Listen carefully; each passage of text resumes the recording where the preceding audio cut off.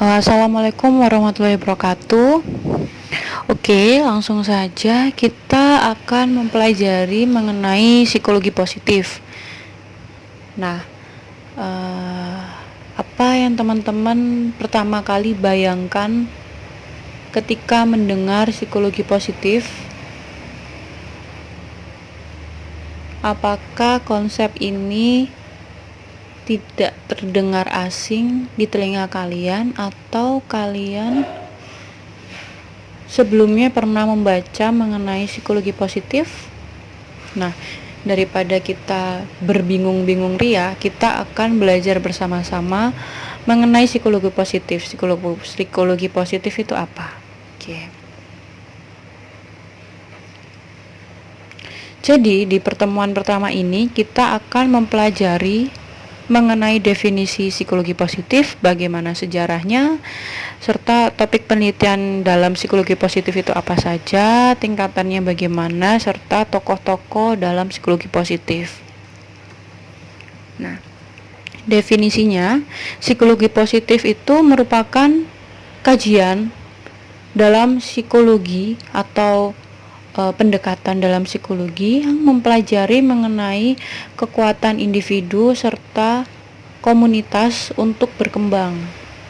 Nah, awalnya psikologi positif ini dikembangkan oleh psikolog dan ilmuwan psikologi yang percaya bahwa individu dapat berkembang melalui potensi dan kemampuan yang dimiliki agar kehidupannya lebih baik lagi.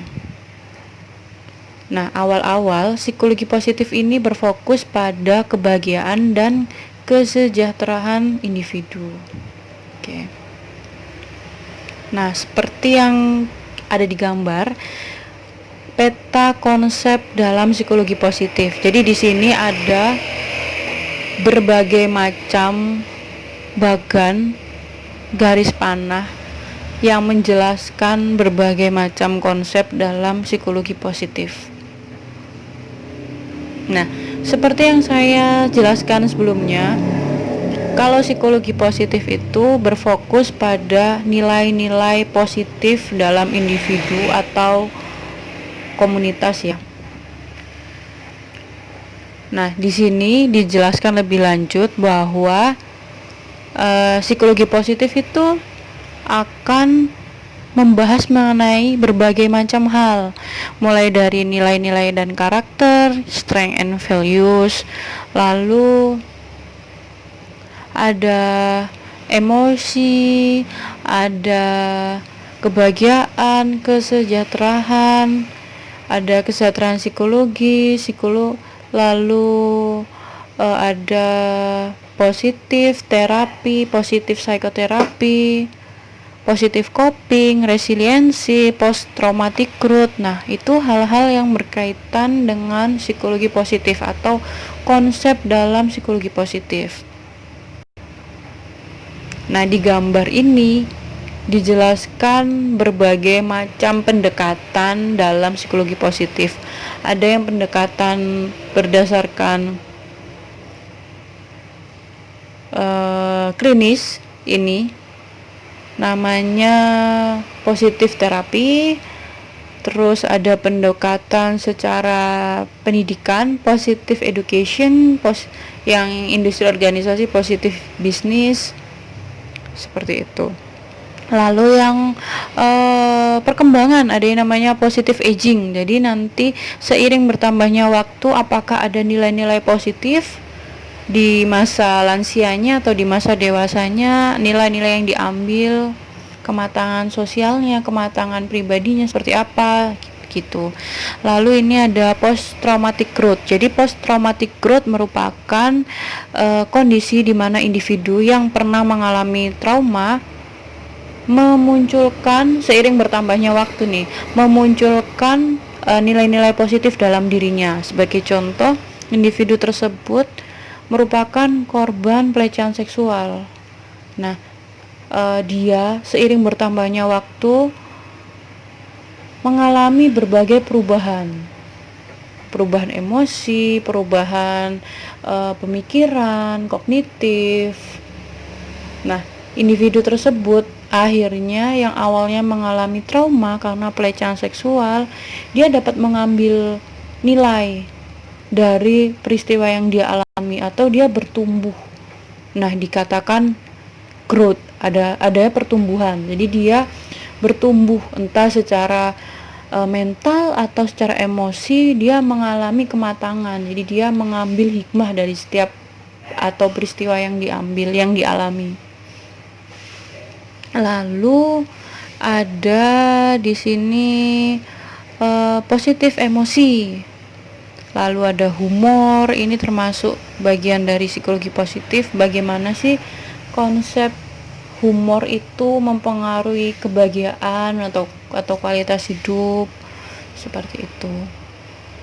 Nah, gimana perkembangan psikologi positif itu? Jadi seperti yang kita tahu di gambar ini, dari awal Yunani kuno ada filosof yang bernama Aristoteles. Nah, Aristoteles ini menciptakan konsep eudaimonia atau kebahagiaan adalah tujuan hidup manusia. Jadi Aristoteles mengutamakan kebahagiaan. Jadi kebahagiaan ini yang paling utama dalam hidup manusia.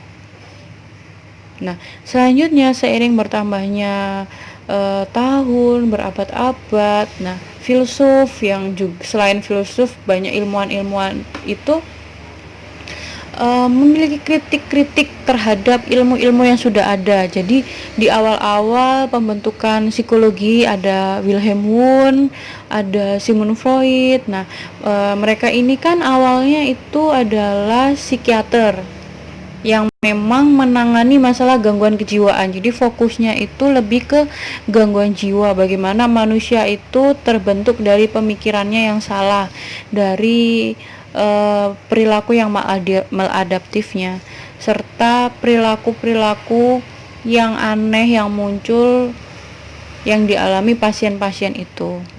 Nah, seiring bertambahnya waktu, psikologi berkembang dan akhirnya ilmuwan psikologi juga berkembang. Nah, ilmuwan psikologi ini kontra dengan pemikiran psikolog yang dulu, psikolog serta psikiater yang dulu, yang menganggap bahwa manusia itu hanya dilihat dari nilai negatifnya atau dari rasa sakitnya. Nah, mereka akhirnya memiliki pemikiran bahwa sebenarnya itu manusia memiliki potensi-potensi positif untuk berkembang. Dia dapat meningkatkan dirinya, mengobati dirinya, dapat bahagia. Nah, akhirnya muncullah psikologi humanistik. Nah, psikologi humanistik ini menekankan bahwa manusia itu dapat bertumbuh dan optimal sebagai individu. Nah, tokoh-tokohnya ada Maslow, ada Roger, ada Eric Fromm. Nah, setelah psikologi humanistik muncul, banyak psikolog-psikolog dan ilmuwan-ilmuwan lain tuh mulai mempelajari mengenai psikologi humanistik. Nah, salah satu yang terinspirasi adalah Martin L. Seligman. Nah, Martin Seligman ini adalah seorang psikolog di Amerika. Nah, pada tahun 1998 dia diangkat sebagai ketua APA, American Psychology Association. Lalu ketika diangkat, beliau menciptakan atau menggunakan psikologi positif sebagai tema dalam kepemimpinannya. Jadi kepemimpinannya ini dia diharuskan untuk menciptakan aliran-aliran baru yang harus dikembangkan. Oke. Selanjutnya tahun 2002 Seligman mendirikan lembaga psikologi positif dan bekerja sama dengan berbagai macam rekanannya atau koleganya untuk meneliti lebih lanjut bagaimana psikologi positif itu. Nah, sampai sekarang akhirnya psikologi positif semakin berkembang dan banyak muncul murid-murid dari psikologi humanistik maupun murid dari Seligman yang mengembangkan pendekatan-pendekatan lain dalam psikologi positif atau konsep lain dalam psikologi positif. Begitu. Nah, seperti di gambar diketahui bahwa psikologi positif itu berasal dari berbagai macam hal. Mulai dari yang pertama psikologi humanistik dari Roger dan Maslow, dan selanjutnya teori dari Allport, teori kepribadian. Selanjutnya itu sumbernya bisa dari Yunani kuno, dari pemikiran Aristoteles, dari filsuf-filsuf modern yang lainnya, juga adanya kritik terhadap penanganan kesehatan mental yang awalnya itu hanya mengurasi, jadi mengobati saja perilaku-perilaku atau gangguan-gangguan negatif. Jadi fokusnya berganti terhadap prevensi dan bagaimana meningkatkan wellness atau kesejahteraan individu tersebut. Oke.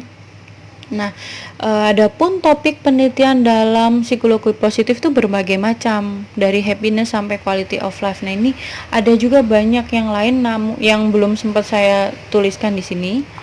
Misalnya, ini yang ada di sini ada happiness, kebahagiaan, kesejahteraan psikologis, kesejahteraan subjektif atau kesejahteraan secara individualnya, gratitude, kebersyukuran, grit itu semacam kelenturan, resiliensi, pemaafan, dukungan sosial, dukungan keluarga, nilai-nilai karakter dan kekuatan individu. Flow itu semacam bagaimana sih individu tersebut bisa tekun mengerjakan suatu hal atau pekerjaan yang rasanya ketika mengerjakan itu dia seperti terhanyut. Jadi flow itu perasaan atau kondisi di mana individu itu sangat fokus melakukan suatu hal sampai dia tidak sadar bahwa waktu itu berjalan sangat cepat.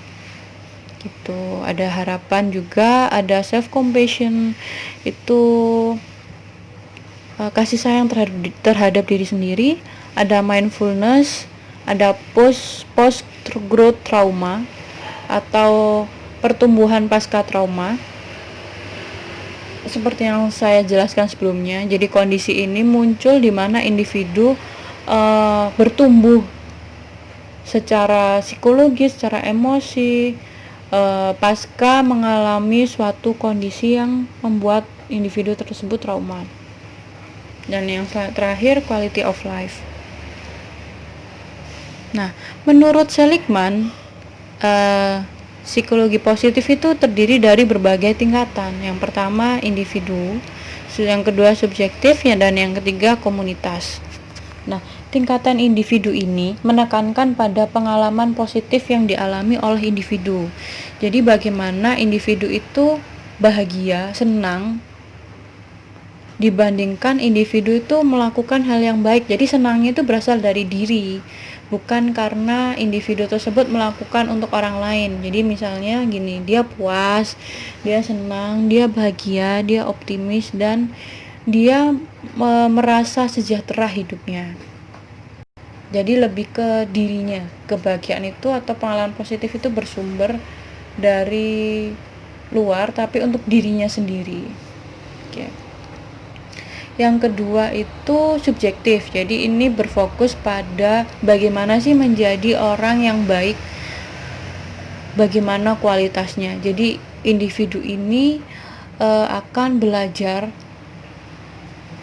memahami orang lain, bagaimana orang lain itu bisa berani, bisa teguh, bisa bijaksana. Jadi kondisi ini adalah bagaimana orang tersebut dapat bertumbuh menjadi orang yang lebih baik, seperti itu.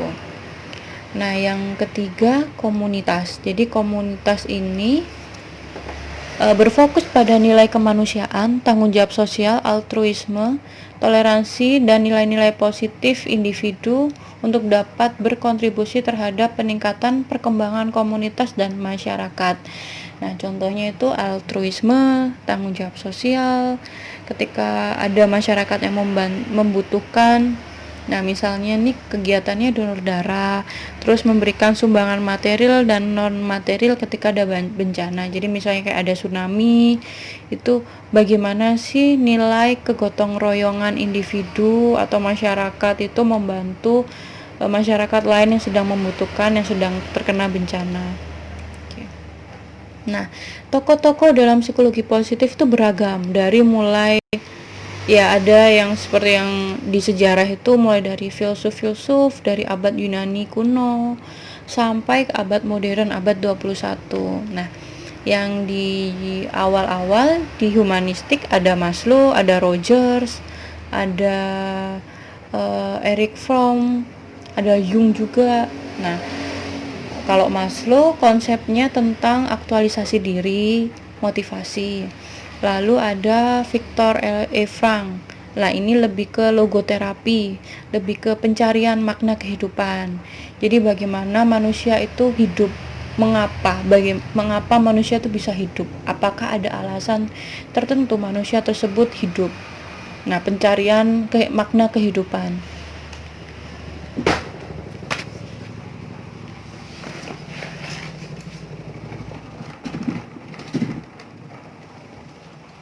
Nah, Viktor Frank ini menciptakan terapi yang disebut logoterapi. Nah, logoterapi ini bersumber dari pengalamannya ketika mengalami peristiwa yang sangat mengancam nyawanya. Jadi singkat saja ya, ini saya menceritakan bahwa Viktor Frank itu memiliki buku yang sangat terkenal. Jadi nanti saya akan share bagaimana bukunya, novelnya ada bahasa Indonesia. Jadi Viktor Frank ini adalah seorang psikiater dari Wina atau Austria. Dia ini merupakan keturunan Yahudi. Nah, pada masa pemberontakan dan penghabisan Yahudi yang dilakukan oleh Jerman, nah Viktor ini dibawa ke camp untuk dibunuh beserta para tawanan Yahudi lainnya. Nah, setelah berbulan-bulan dia di sana, akhirnya dia dilepaskan. Nah, pada masa menakutkan tersebut, dia hampir dibunuh, hampir meninggal. Nah, dia menciptakan buku yang membahas perjalanan hidupnya yang hampir mati. Dan dari buku tersebut akhirnya menciptakan pendekatan baru, yaitu logo atau eksistensialisme, seperti itu. Selanjutnya ada Martin L. Seligman. Nah, Martin Seligman ini adalah ilmuwan psikologi yang cukup terpandang atau yang paling dikenal, yang membahas mengenai psikologi positif. Jadi konsep-konsep dari Seligman ini adalah optimisme, learning helpness, positive neuroscience. Bagaimana sih psikologi positif itu berdampak pada kondisi neurologis kita, kondisi otak kita, seperti itu. Selanjutnya ada konsep lain, karakter dan nilai-nilai kekuatan individu. Selanjutnya adalah Mihaly Csikszentmihalyi. Nah, Mihaly ini salah satu rekan dari Seligman yang membahas mengenai flow. Flow itu adalah kondisi di mana individu itu merasa terhanyut. Jadi bahasa Inggrisnya flow itu kan aliran ya. Nah, kalau flow dalam konsep ini adalah individu tersebut merasa terhanyut melakukan suatu hal. Jadi rasanya dia tidak sadar, misalnya belajar atau membaca novel. Nah, tidak sadar kalau sebenarnya dia sudah membaca itu 2 jam atau 3 jam, seperti itu. Selanjutnya ada Kristen Neff. Kristen Neff itu merupakan profesor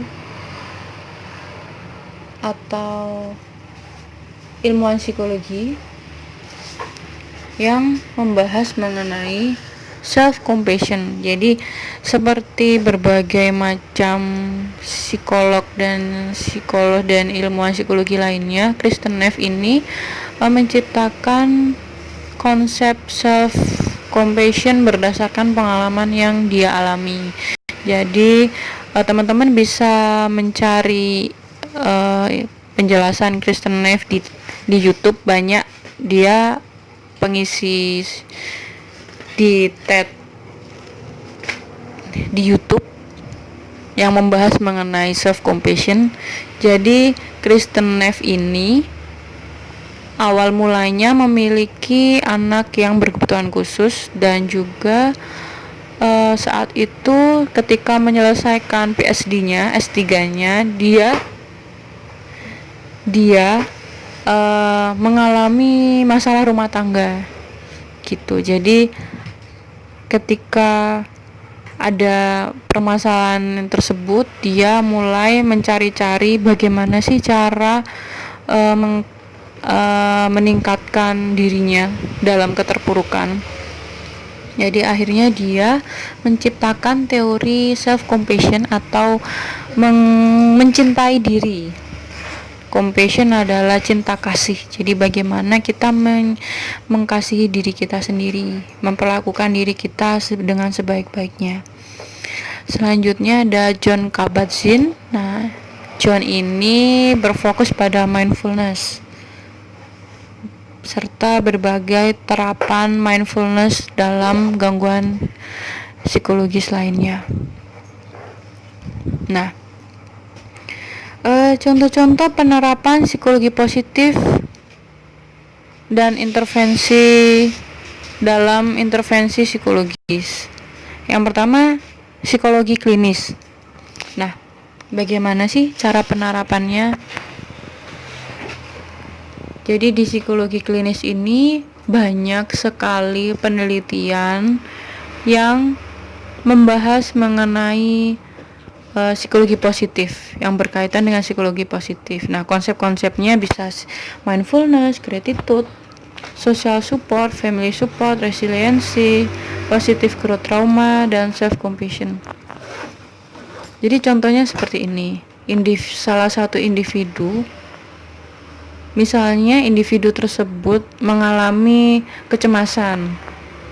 Nah, berbagai teori menjelaskan bahwa ketika menjalani terapi mindfulness, si individu ini akan mengalami penurunan kecemasannya. Jadi setiap pertemuan akan diukur bagaimana nilai kecemasan tersebut, apakah mengalami penurunan. Nah, teknik-teknik dalam mindfulness juga berbagai macam teknik. Salah satunya teknik bernafas, teknik merasa here and now, merasa sekarang, fokus. Selanjutnya ada gratitude. Nah, salah satu penelitian, banyak penelitian dilakukan oleh rekan saya di UGM membahas mengenai gratitude terapi. Jadi misalnya nih, salah satu teman saya tesisnya mengenai bagaimana anak dari keluarga yang bercerai memandang kondisinya. Jadi awalnya dia merasa depresi. Anak yang berasal dari keluarga broken home ini akan dinilai tingkat depresinya. Selanjutnya akan diberikan terapi gratitude atau terapi kebersyukuran. Misalnya dia akan disuruh mengisi jurnal-jurnal apa yang selama ini dia syukuri terhadap hidupnya, apa yang dia syukuri terhadap keluarganya. Nah, setiap pertemuan akan diberikan tugas-tugas tertentu, dan setelahnya psikolog yang memberikan terapi akan memberikan refleksi mengenai setiap pertemuan, bagaimana hasilnya, apa yang dirasakan oleh klien. Dan pada pertemuan terakhir diketahui bahwa individu tersebut mengalami penurunan depresi. Jadi yang awalnya dia depresi berat menurun beberapa poin hingga depresi sedang atau depresi ringan. Jadi memang membutuhkan beberapa kali pertemuan. Selanjutnya ada social support dan family support. Nah, kebetulan topik ini berkaitan dengan tesis saya. Jadi tesis saya berjudul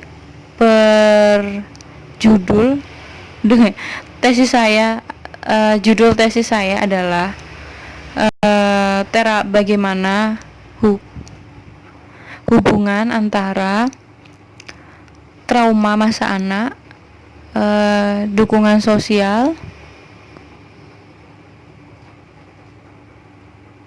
dukungan keluarga terhadap psychotic like experience remaja.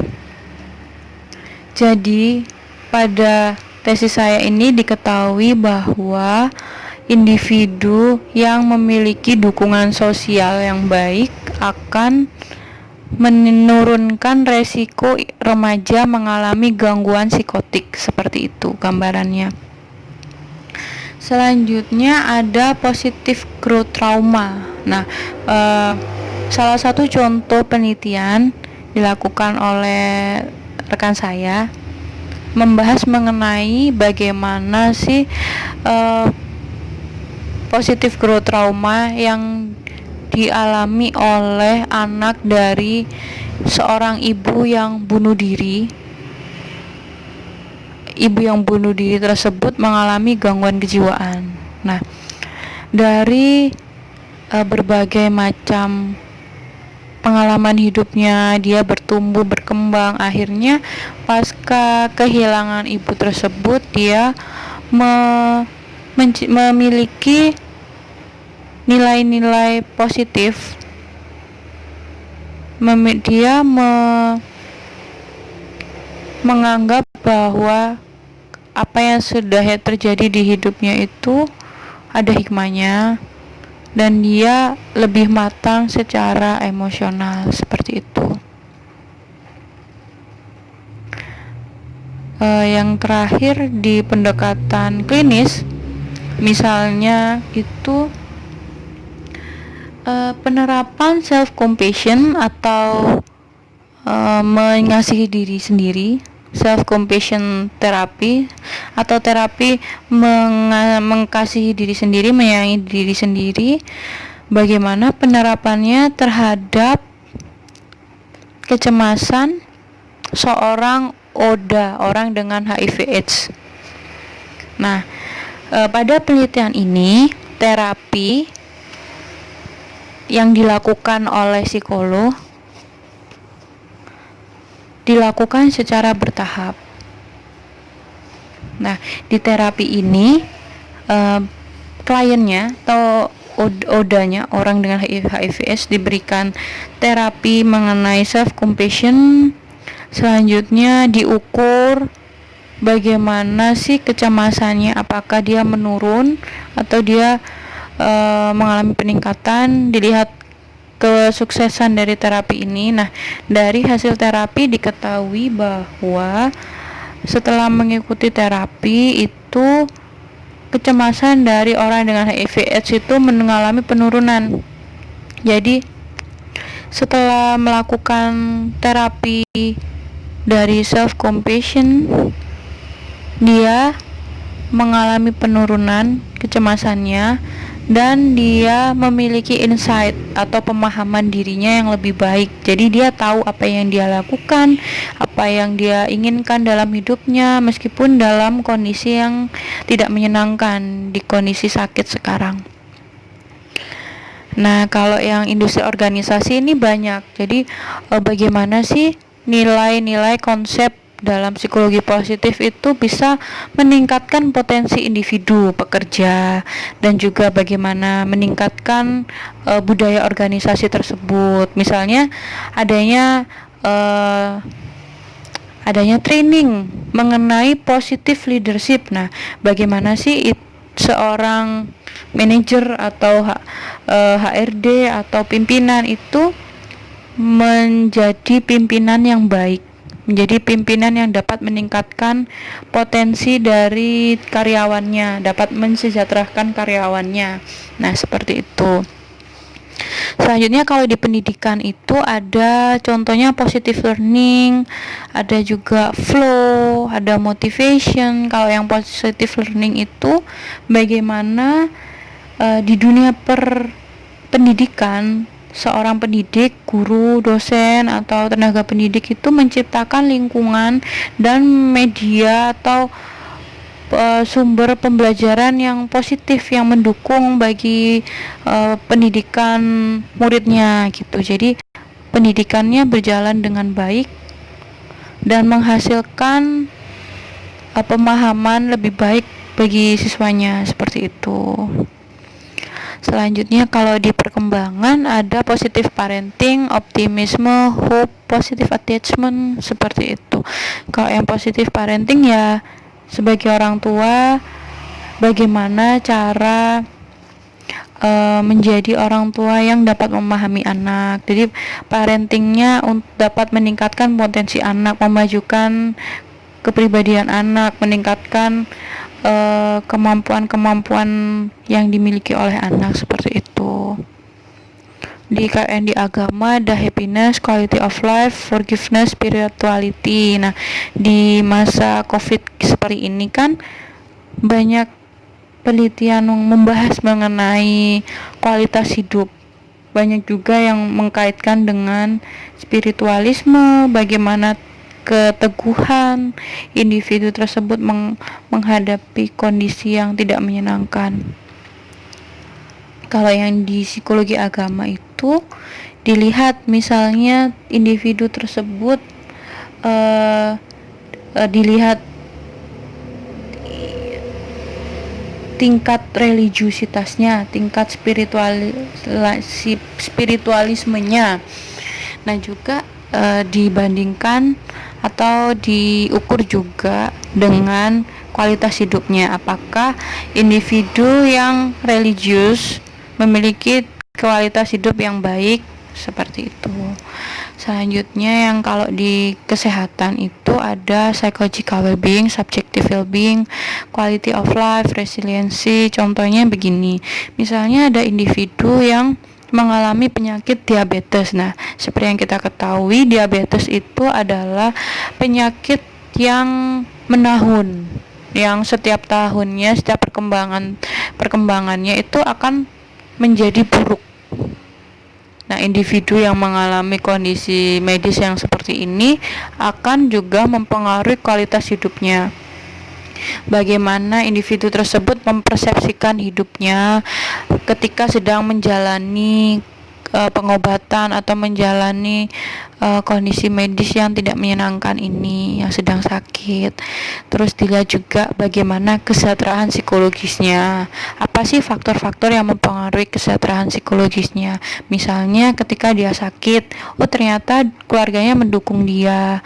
Terus ternyata tidak ada masalah-masalah dengan keluarga, misalnya dengan suami atau dengan istri, ataupun masalah yang lain misalnya finansial, seperti itu. Nah, salah satu institusi yang terbaik atau kampus yang menyediakan pengkajian mengenai psikologi positif adalah University of Pennsylvania. Nah, di sini ada Master of Applied Positive Psychology atau Magister Psikologi Positif Terapan.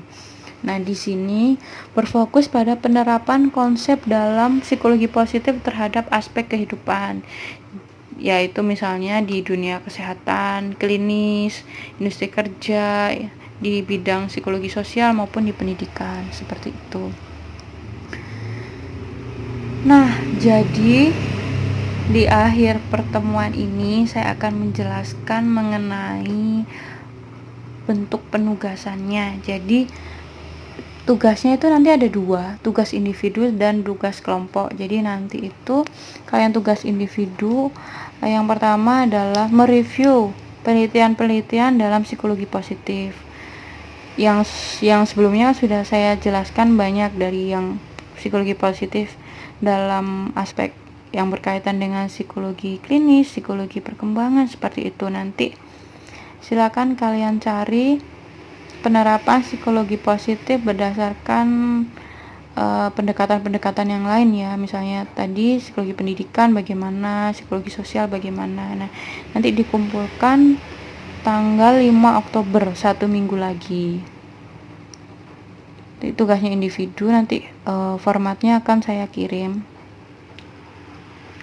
Selanjutnya ada review buku, nanti waktunya menyusul. Selanjutnya ada juga review tokoh psikologi positif, waktunya juga menyusul.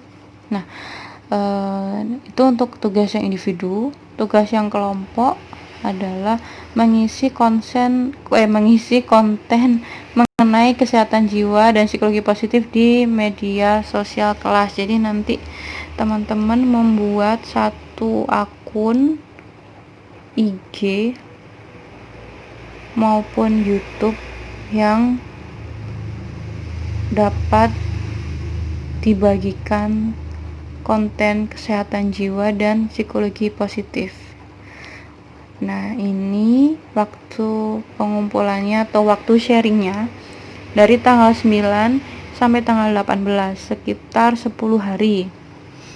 Kenapa di tanggal tersebut? Karena untuk memperingati hari kesehatan jiwa, World Mental Health Day, tanggal 10 Oktober. Jadi nanti teman-teman untuk memeriahkan, teman-teman bisa mengupload tugasnya di waktu-waktu tersebut 9 sampai 18. Jadi nanti satu kelompok mengumpulkan satu hari. Jadi misalnya tanggal 9, terus tanggal 10, terus tanggal 11 berurutan.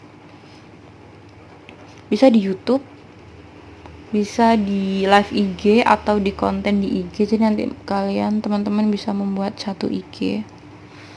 Seperti itu. Selanjutnya, nah ini yang menantang nih. Jadi tugas kelompoknya itu untuk UTS, tidak ada UTS tapi diganti dengan membuat proposal penelitian mengenai psikologi positif. Nah, proposal penelitian itu terdiri dari bab 1 sampai bab 3 serta adanya alat ukur penelitian. Misalnya nih contohnya, penelitian mengenai kualitas hidup remaja atau mahasiswa saat pandemi dari bulan Oktober awal sampai Oktober akhir, bagaimana kualitas hidupnya. Jadi nanti ada minimal 2 variabel. Jadi misalnya kualitas hidup dan satunya apa gitu ya.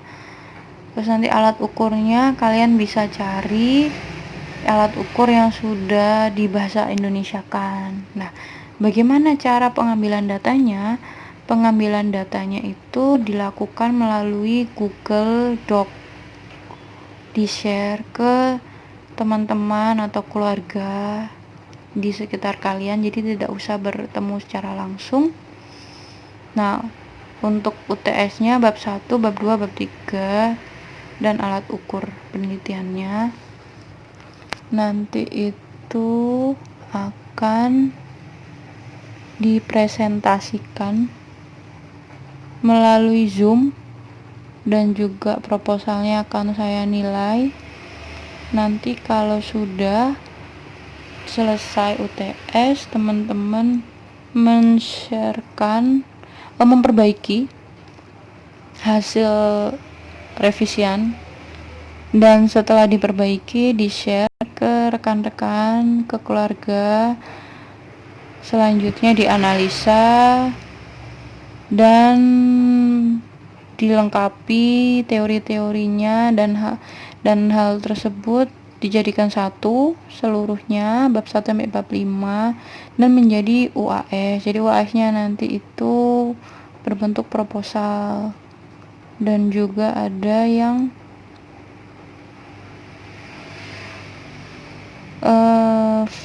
wawancara via Zoom kalau memungkinkan. Oke. kalau UTS dan UAS ini totalnya 60% nilainya, dari komponen penilaian sekitar 60%, jadi di nilai tugasnya paling besar. Oke teman-teman, nanti kita lanjut juga diskusi di grup. Mungkin cukup sekian dari presentasi yang dapat saya berikan. Untuk jurnal penelitiannya nanti akan saya jelaskan tugasnya via grup WA. Oke, terima kasih. Assalamualaikum warahmatullahi wabarakatuh. Cukup sekian.